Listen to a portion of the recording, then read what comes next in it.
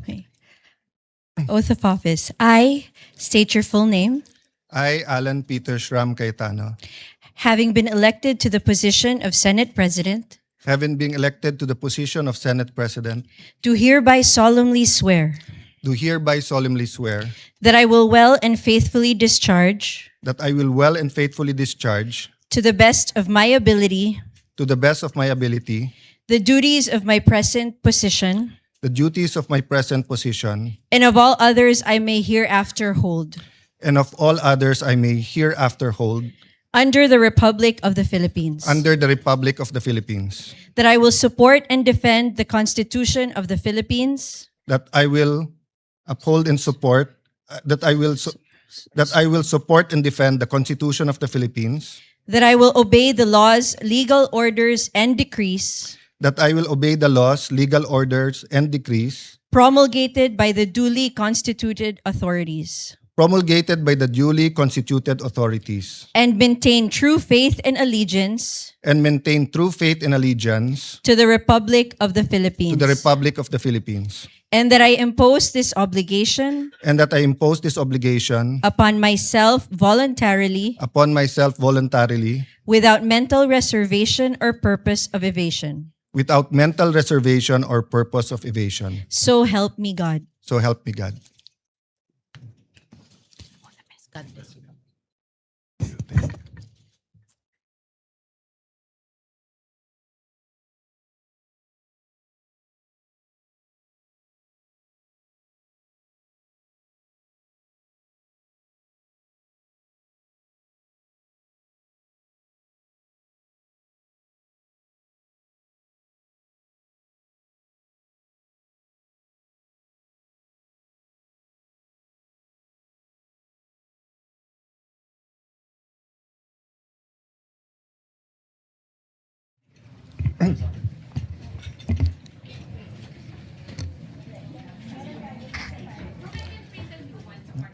For I know the plans I have for you, plans to prosper you and not to harm you, plans to give you hope in a future.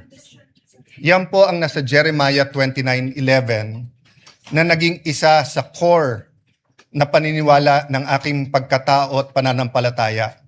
Gusto ko po si Propetang Jeremiah dahil siya po ay nirerespeto at pinaniniwalaan ng Muslim, Hudyo at Kristiyano. Sa mundo ngayon na in crisis, buong mundo na in crisis because of the US-Iran-Israel war, napakahirap minsan paniwalaan na may magandang plano. But I'm always reminded that though people may be liars, God never lies. Though we may be weak, He is strong. But we are reminded that if He has a plan, we have to do the right thing. So let me be explicit. Our job together, my job, is to serve you, dear senators, to serve this nation, to serve God above all, and to do what is right. Napakahirap kung tutuusin po ang dinadaanan ng henerasyon na to. Kagabi po, kausap ko po ang pamangkin ni Senator Jinggoy, anak po ni Jackie, si Manu. Nakita po niya ako ng 2006 or 2007 or 2008 nung binisita ko ang kanyang lolo. At sabi ko sa kanya, grabe pala pinagdaanan ng generation nyo. During Duterte's time, depending on your lens, it was a human rights crisis. If you're pro-Duterte, it's a crisis of drugs, where illegal drugs did not only steal lives, did not only steal dreams, but it wrecked communities. It wrecked our government. Of course, if you are from the anti-Duterte lens, the human rights crisis was in the extrajudicial killings. But after enjoying almost 9 years of unprecedented economic prosperity during the Aquino time to the Duterte time, inabot po tayo ng pandemic.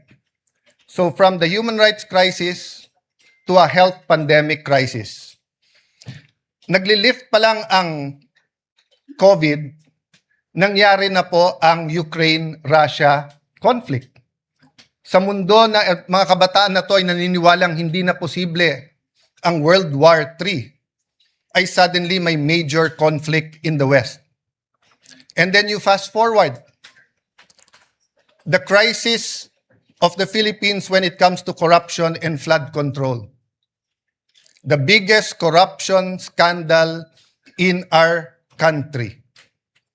Hindi pa ho tapos yan, nangyari yung Iran, US, Israel. And then, our young people have to face the prospect of a changing world through AI. And while we are worrying, leaders around the world in Canada, India, US, Australia are excited of AI. They said that it will bring in a new wave of millionaires, billionaires.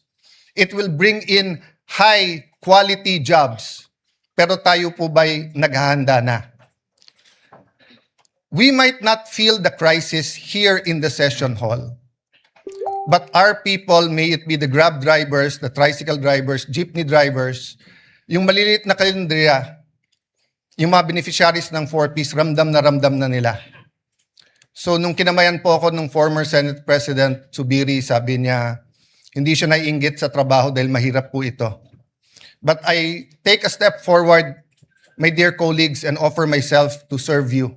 Just as Senate President Soto said, that he is here to serve everyone, not only the majority, not only the minority.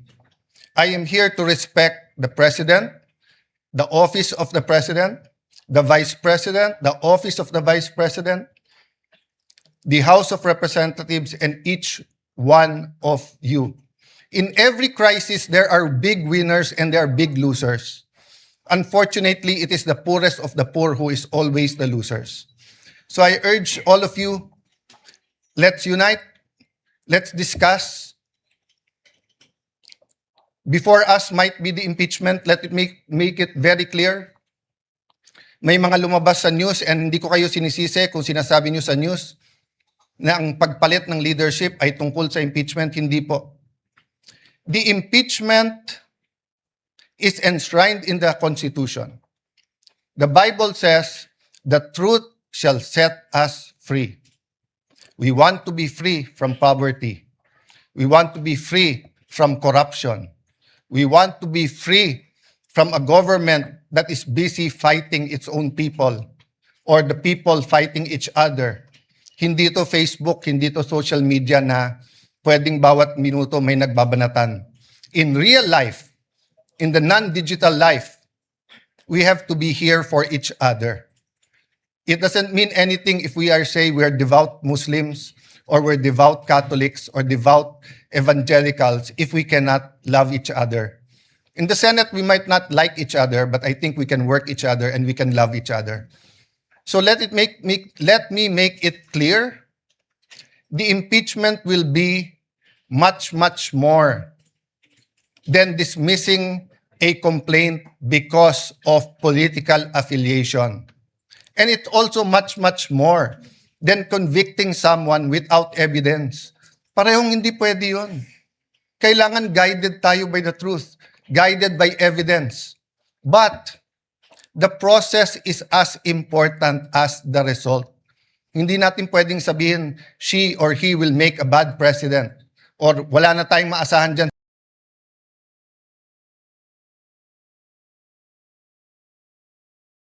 sa presidente, wala na tayong maasahan sa vice president, impeach na lang natin. Hindi po.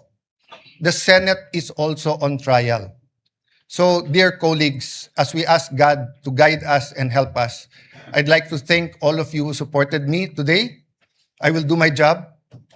But I'd also like to reach out to all my colleagues here today. Ngayon lang naman po tayo na may divisions dahil mabigat ang politika. Pero actually, we've worked together. And if we could only go back 20 years and then go back now, can we go to 20 years from now? And let me tell you what I told the group last night nung nag-meeting kami. Basta't lahat ng gagawin natin, huwag tayong magsisisi. Huwag tayong gagawa na pagsisisihan natin. So feel free to call me out if you think mali ang direction. So dear colleagues, again, thank you. God bless you. Maraming salamat sa inyong lahat. Session is suspended for a minute.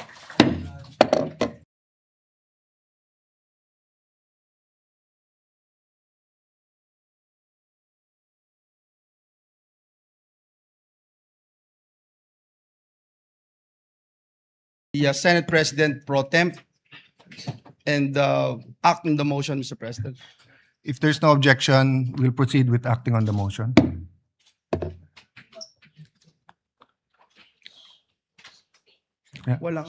Walang na-nominate. So those in favor of electing Senator Loren as Senate President pro tem, please raise your right hand.